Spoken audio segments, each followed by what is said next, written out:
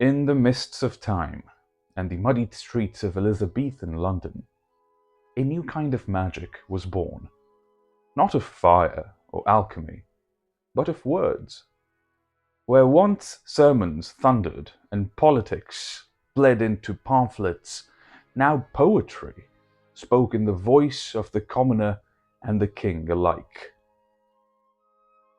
This magic was theatre, Shakespearean theatre, a mirror held up to nature and to man in his glory and grotesquerie. Today, we travel back to the wooden O, to the scent of candle wax, ale, and ambition, to a world where language danced and the soul of a nation found itself on stage. Before Shakespeare, England's performances were pageants, morality plays, religious allegories performed in cathedrals or open squares. But as the Reformation swept across Europe, religion and art began to part ways. In 1558, Queen Elizabeth I ascended the throne. Her reign would give birth to an era of relative stability, a flowering of literature, exploration, and yes, theatre. The year 1576 saw the construction of the theatre by James Burbage, England's first purpose-built playhouse. It was soon followed by others: the Curtain, the Rose, the Swan, and the most famously, the Globe, built in 1599 by Shakespeare's playing company, the Lord Chamberlain's Men. These were not polished opera houses. They were circular, open-roofed, and raw. The poor, known as groundlings, stood in the yard, heckling, laughing, throwing fruit. The wealthy sat higher up, in shade and safety. Here class met class, here language reigned, and in this collision Shakespeare thrived. William Shakespeare, born 1564 in Stratford-upon-Avon, son of a glove-maker, neither aristocrat nor peasant. He came to London in 1580s during the reign of Queen Elizabeth I, when theatre was both tolerated and watched with suspicion. His first published works were Venus and Adonis, 1593, and The Rape of Lucretia, 1594, both poetic, classical, and deeply sensual. But it was his plays, performed in the open-air theatres and candlelit indoor halls, that set fire to the soul of a nation. He wrote histories, Richard III, Henry V, tragedies, Hamlet, Macbeth, Othello, Macbeth being my first introduction to Shakespeare. Quite an early start, honestly.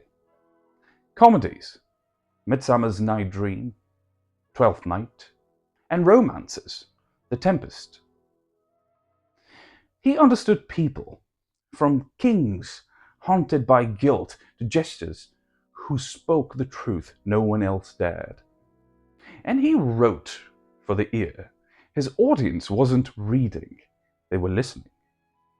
"Speak the speech, I pray you," says Hamlet to the players, "as I pronounced it to you trippingly on the tongue." Shakespeare's theatre existed in a world of fragile tolerance. Actors were seen as vagabonds, often suspected of spreading immorality, or worse, disease. Theatres were frequently closed during plague outbreaks, notably in 1592, 1603, and 1608. His patron, King James I, who succeeded Elizabeth in 1603, granted Shakespeare's company the title The King's Men, a move that elevated their legitimacy. Yet beneath royal patronage, his plays critiqued power, madness, greed, and division. Think of King Lear, where the king is lost in the storm of his own pride, or Julius Caesar, where conspirators justify murder in the name of democracy. His histories were politically potent, often designed to legitimize feudal rule by portraying past enemies as chaotic and cruel.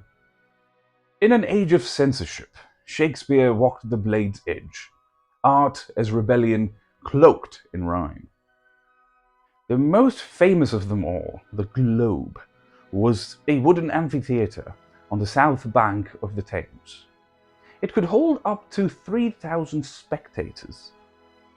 Built in 1599, burnt in 1613 during a performance of Henry VIII, rebuilt in 1614 and closed in 1642 by Puritan lawmakers who saw theatre as sinful. Inside, there were no microphones, no spotlights, only the human voice, the echo of the boards, and the collective imagination. Blackfriars Theatre, a later venture, was indoors, lit by candlelight, and catered to wealthier audiences. These settings influenced tone, pacing, and themes, with more introspective works emerging in these dimly lit spaces. Today, a reconstruction of the Globe stands in London, Sam Wanamaker's dream fulfilled in 1997, still echoing with the words of the bard. Shakespearean theatre wasn't just entertainment. It was a civic forum, a moral compass, and a national mirror. It taught us that power, no matter the origin, is always flawed. That madness and love, ambition and guilt, justice and mercy live in every heart. That language, rich, rhythmic, and unapologetically poetic, can awaken even the sleeping soul. In times of censorship, it whispered rebellion. In times of fear, it offered catharsis. And in every age, it reminded us of the vastness of human experience. Its influence bleeds into modern theatre, literature, and cinema. From the soliloquies of Breaking Bad to the tragic spirals of Game of Thrones. Shakespeare's work has been translated into over 100 languages, performed in refugee camps and royal courts alike. Because truth, spoken artfully, has no expiration date. As we step deeper into the digital age, with AI-generated poetry, virtual stages, and declining attention spans, the question arises, will Shakespearean theatre survive? The answer is yes, but only if we remember its purpose. Not to mimic the past, but to wrestle with the timeless questions. Who are we? Why do we rise? Why do we fall? What does it mean to be human? In the end, all the world is a stage, and every soul a player upon it. This was Fata Morgana. If you listen closely, you can still hear the echo of his pen. Until next time, remember, even in silence, the theatre lives.